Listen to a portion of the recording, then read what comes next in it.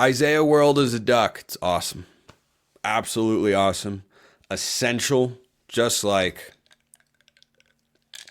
the second segment sip. So that makes 2 tackles that Oregon has brought in via the transfer portal this week. Alex Harkey, the 3-year player from Texas State who had an 81.5 PFF grade this year, and now Isaiah World, who is, according to 24/7 Sports, the number 1 tackle in the transfer portal for the class of 2025. So on paper, both of those guys slide right in and start. That's the way it looks. That's the way it looks. Spencer, why are you taking that tone? Well,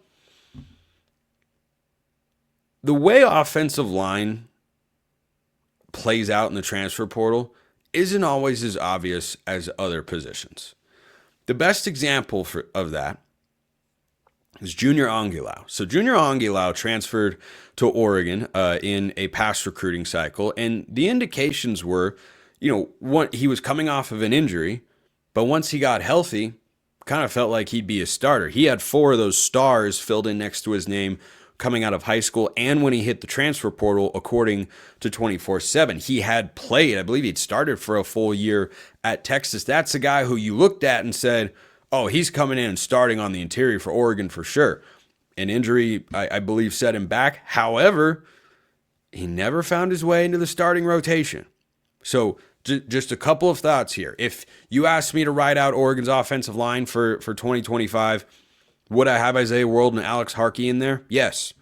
Do I say it with 100% confidence? No, for 2 reasons. Number 1, nothing is given or predictable, and guys who would like to be a starting tackle for Oregon are not going to just, automatically transfer out of the room because they don't feel like they can start, or they're not going to just, give 50% effort at practice all of a sudden and then just let those guys coast to being the starters and whatnot.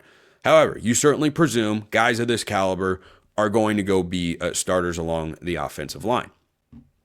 The other thing that I think about, because a lot of people have had this conversation via the YouTube comments or Twitter DMs or being a Locked On Ducks insider, however, with me is, well, what about the guys that are there? Why is Oregon recruiting all these blue chip guys?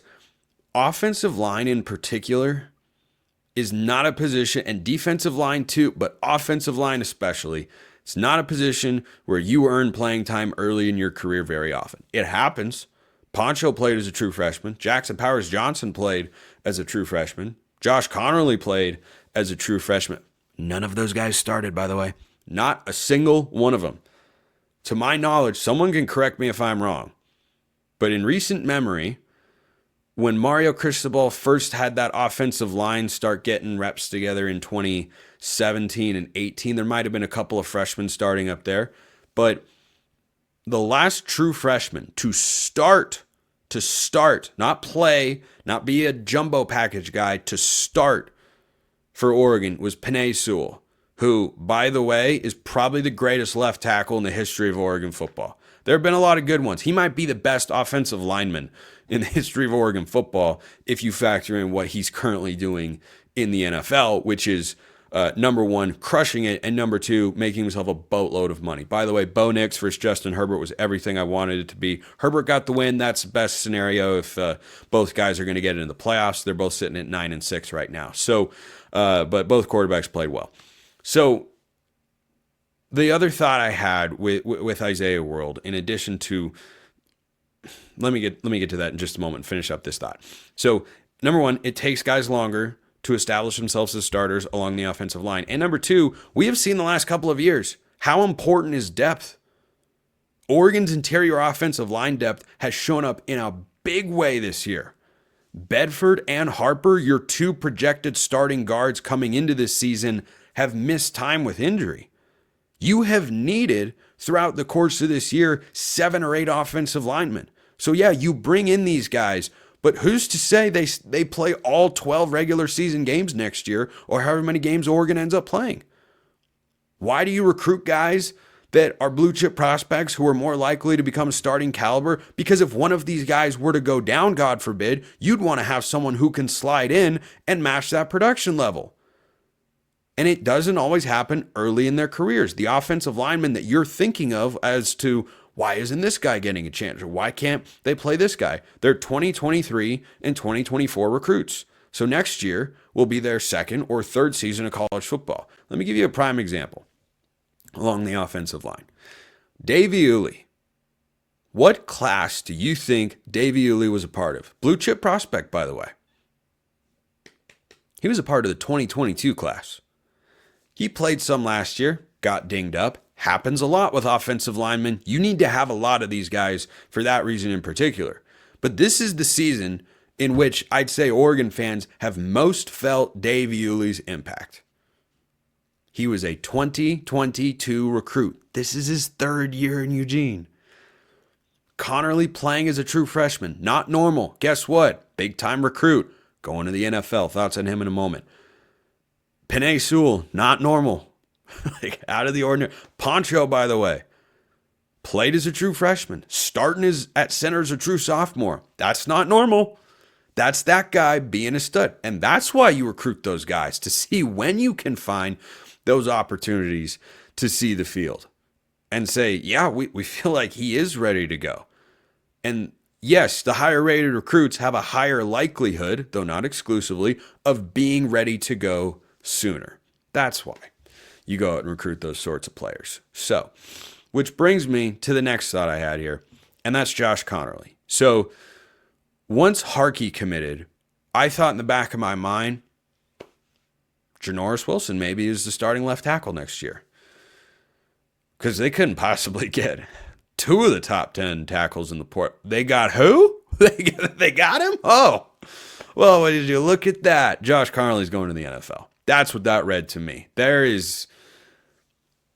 I would be so much more surprised if Connerly came back than I was when someone reached out to me and said, hey, Dallas Wilson's probably going to request to be released from his national letter of intent. That was late the night before it happened.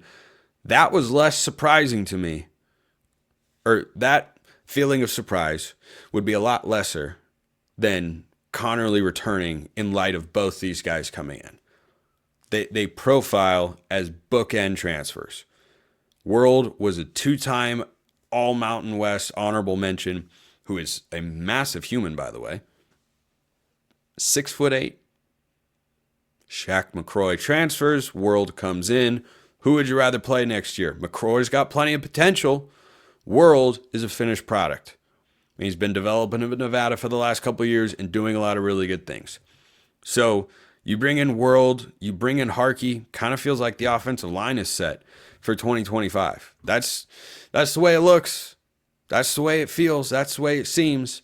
Cornelius is out of eligibility. Connerly could have another year. But you bring in two guys with this profile in the portal, it appears on paper like Connerly won't be back and that these are going to be your two starters. And guys like Janoris Wilson or Kavika Rogers was actually a tackle once upon a time, and he's made the move to guard, of course, and I think has done a really good job this year. Guys like that, or Fox Crater, or Bryce Bolton's on the interior. Like, we'll see how the depth chart works out. But those guys that have been recruited in the last couple cycles, they're not going to fade into complete irrelevance from Oregon football. They're not going to fail to get an opportunity to play. We have seen 7 to 8 offensive linemen be required. These guys are 2. And by the way, remember, Oregon is losing Harper and the 2 tackles. So 3 gone, 2 are in. That's still 1 offensive lineman you're going to need next year that didn't play this year. So, end of rant.